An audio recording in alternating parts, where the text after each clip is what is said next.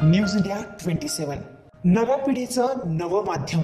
तरुण दात्याकडून आयुष्याची देणगी अशोका मेडिकवर हॉस्पिटलमध्ये यशस्वी लिव्हर प्रत्यारोपणामुळे 37 वर्षीय रुग्णाला नवे जीवन। मानवतेचा आणि वैद्यकीय कौशल्याचा उत्कृष्ट संगम अशोका मेडिकवर हॉस्पिटलमध्ये अनुभवायला मिळाला। यशस्वी लिव्हर प्रत्यारोपणामुळे 37 वर्षीय रुग्णाला नवजीवन प्राप्त झाले। रुग्णाची तब्येत गेल्या काही महिन्यांपासून खालावत होती। वारंवार रुग्णालयात दाखल होणे, हेपॅटिक एन्सेफॅलिटिस, सेप्सिस आणि संसर्ग अशा गुंतागुंतीमुळे त्यांचे आयुष्य धोक्यात आले होते। एका गंभीर संसर्गामुळे त्याचा एक डोळाही गमवावा लागला होता। त्यामुळे प्रत्यारोपण हाच शेवटचा पर्याय उरला होता। अशोका हॉस्पिटल येथील medical gastroenterology team doctor Sandeep Patil, doctor Amol Shinde, doctor Manoj Bhambare यांच्या देखरेखीखाली उपचार घेत होते।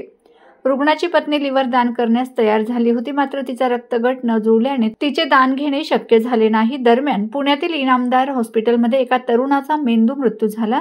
त्या दात्याच्या कुटुंबियांनी उदार मनाने लिव्हर, मेंदू असे अनेक अवयव दान करण्याचा निर्णय घेतला। या दानामुळे अनेकांना नवजीवन मिळाले। यातून यकृत तातडीने ग्रीन कॉरिडॉरच्या माध्यमातून पुणे ते नाशिक अवघ्या 3.5 तासात पोहोचविण्यात आले। या कार्यात महाराष्ट्र पोलीस वाहतूक विभागाकडून पोलीस निरीक्षक सुभाष पवार, नाशिक रोड आणि पोलीस निरीक्षक विश्वास पाटील, मुंबई नाका तसेच दोन्ही हॉस्पिटलमधील समन्वयकांनी मोलाची भूमिका बजावली। शस्त्रक्रियेनंतर रुग्ण बरा होण्याचा प्रवास अत्यंत उल्लेखनीय होता। काही तासांमध्येच रुग्णाला व्हेंटिलेटरमधून मुक्त करण्यात आले। पहिल्या दिवशी रुग्णाने द्रव पदार्थांचे सेवन केले, तर दुसऱ्या दिवशी ते स्वतः चालू लागलेत। आज ते नियमित आहार घेत असून आपली दैनंदिन कामे स्वतंत्रपणे करू लागले आहेत। या यशस्वी शस्त्रक्रियेबद्दल बोलताना डॉक्टर शरण नसते म्हणाले, अशा घटना अवयवदानाचे महत्त्व अधोरेखित करतात। या प्रसंगी अनुप त्रिपाठी, केंद्रप्रमुख यांनी दात्याच्या कुटुंबियांचे आणि संपूर्ण मेडिकल टीम तसेच पोलीस विभाग यांचे मनपूर्वक आभार मानले असून अवयव प्रत्यारोपण क्षेत्रातील उत्कृष्ट सेवा आणि जीवदान देण्याच्या कार्यासाठी आम्ही सदैव वचनबद्ध राहू। हॉस्पिटल म्हणून पुण्यात एक हॉस्पिटल आहे, तिथेही असं 30शीतलाच एक एक्सपायर झाला, सिव्हिअर हेड इंजरी आणि त्याच्यानंतर ब्रेन पूर्णपणे काम करत नव्हतं।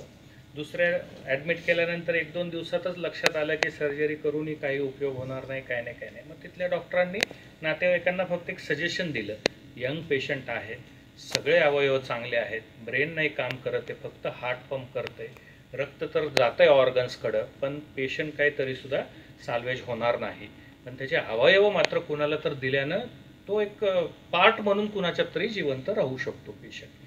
मग ते त्यांना आवडलं, ती कॉन्सेप्ट आवडली, त्यांनी ते दान करायचं तयारी दाखवली।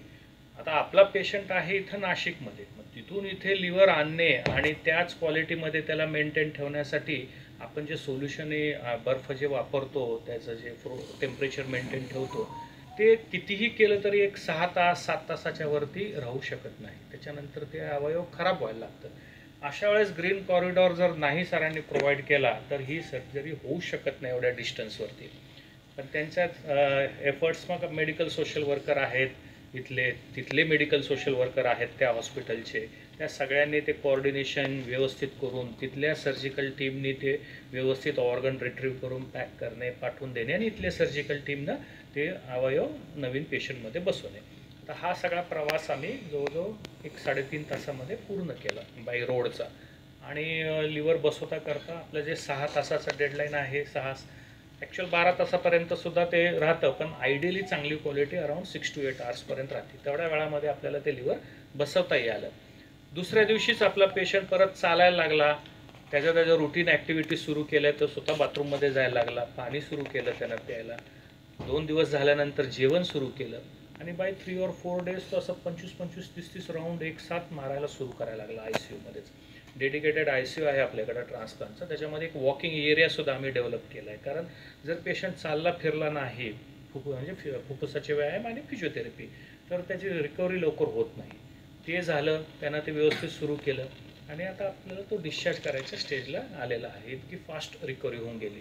तर तो 30शीतला पेशंट ज्याने लिव्हर द्यायचं ठरवलं त्याच्या नातेवाईकांनी, आणि हा 30शीतला पेशंट ज्याला लिव्हरची गरज होती, लिव्हर खराब झालं होतं, त्याची अजून एक गोष्ट म्हणजे ह्याचं लिव्हर खराब होत असताना याला इन्फेक्शन, कुठल्याही पेशंटला ज्याचं लिव्हर खराब आहे इन्फेक्शनची रिस्क खूप जास्त असते, तशीच ह्या पेशंटला होती आणि ह्याचा एक डोळा काढावा लागला होता त्या इन्फेक्शनमुळं, आणि तो एकाच डोळ्यानं बघू शकतो आता। तर ही इतकी रिस्क पटापट दुसऱ्या अवयवांना सुद्धा कॅच करू शकते, त्यामुळं आता त्याला इथून पुढं नवीन लिव्हरमुळं ही रिस्क कमी झाली इन्फेक्शनची आणि एक रुटीन लाईफ त्याला मिळू शकतं नवीन. असं हे लिव्हर ट्रान्सप्लांट जे आपण डिसिस्ड डोनर लिव्हर ट्रान्सप्लांट म्हणतो मेंदूमृत माणसाचं, त्याच्यामध्ये एवढी मोठी प्रोसिजर आहे. त्याच्यामध्ये प्रत्येकाच्या एक स्टेजला हातभार असतो आणि आता इथून पुढं त्याची केअर चांगली घेतली झाली आहे तर तो रुटीन लाईफ जगू शकतो.